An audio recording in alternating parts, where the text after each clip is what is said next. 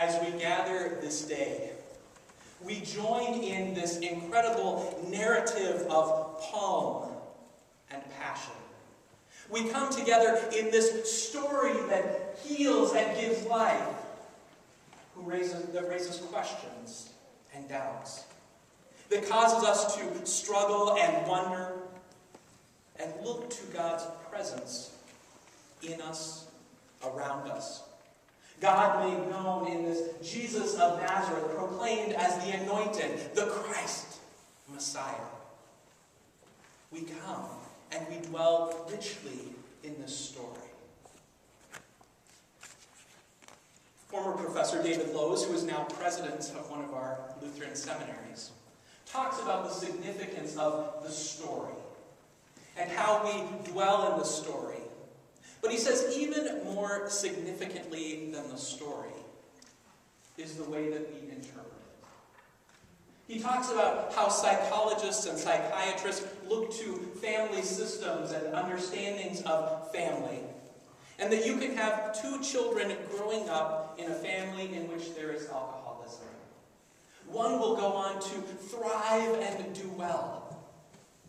Another one may struggle with relationships or finances or their own understandings of self throughout life. And as the psychiatrists and psychologists have talked with them, the thing that they have noticed is that there are very different ways of telling the story, the narrative of how they grew up, how they moved through their lives, how they came to this place. Now, as we come to this Palm and Passion Sunday, we gather with a community that tells the story. And yet we know that there are people who tell it in very different ways. People who come with the greatest of excitement today to be out processing through the neighborhood, waving palm branches, who look forward to what it means to come to the communion table, hands outstretched, having heard the words of Jesus, sharing this meal with his dear friends and disciples. There are those who come to the end of the service and hear of Jesus being handed over, arrested. And it strikes a chord in the midst of their very being about what it means when life lets you down, when there are broken hearts, when there is grief, when there is challenge after challenge, struggle after struggle. And hearing that moment in which Jesus is handed over and all life seems lost allows people to touch that heartstring, that chord of grief. So we come into this story with what we are. We also know that there are people outside of our doors who struggle with the story or wonder about this story. And yet hear it, trying to figure out how to make sense. As we come into this story today, I invite you to dwell with some of the characters, the people in the story. The first, this woman. This woman that we hear of in the Gospel of Mark, who comes into this unclean house. The house of Simon the leper. Imagine having that name attached to you, or the mailbox outside that says, Home of the Leper. Yet we know that that is precisely where Jesus goes and sits at table. He sits there and has a meal. Conversation with the people around him.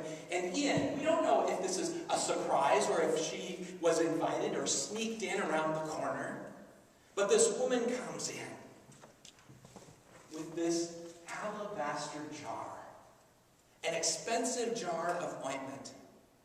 She breaks it open and pours it over Jesus' head. Pause for a moment to think about that scene. This woman who shows up, not so sure what she's going to do, with this big jar that she breaks open over Jesus' head. And imagine the smell in that moment, as the room is filled with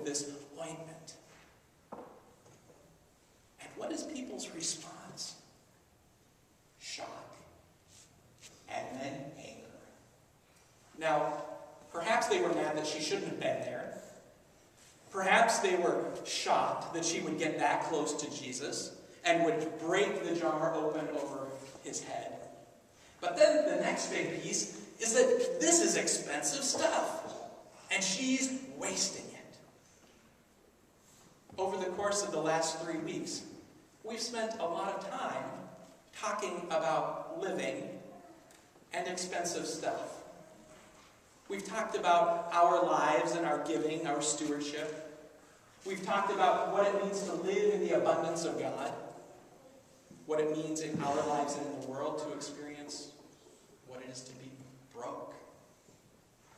And here we have this woman who comes, perhaps with all that she has, and she gives it. And in our community, we struggle with this, let's be honest. Because we like our food shelf, and we like Urban Arts Academy and helping those in greatest need. There are a lot of things that we appreciate giving back to the world and being in service and in ministry with those who are poor or on the margins, those who are voiceless or forgotten about.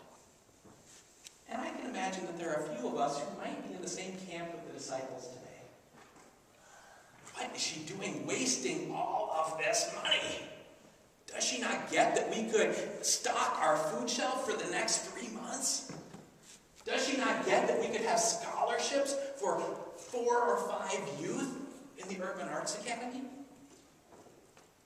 And yet Jesus challenges them. It says, you always have those things. What about me? I am with you only a little while longer. This challenges us to think about how do we give to the poor abundantly?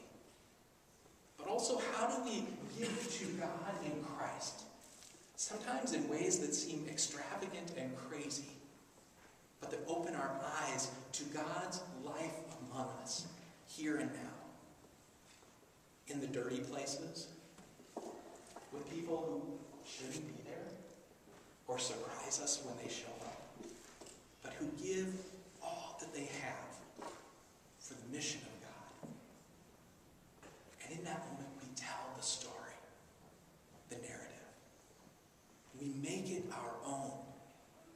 That there are people who give all that they have in the witness and promise of Jesus as Christ, here and now, alive among us.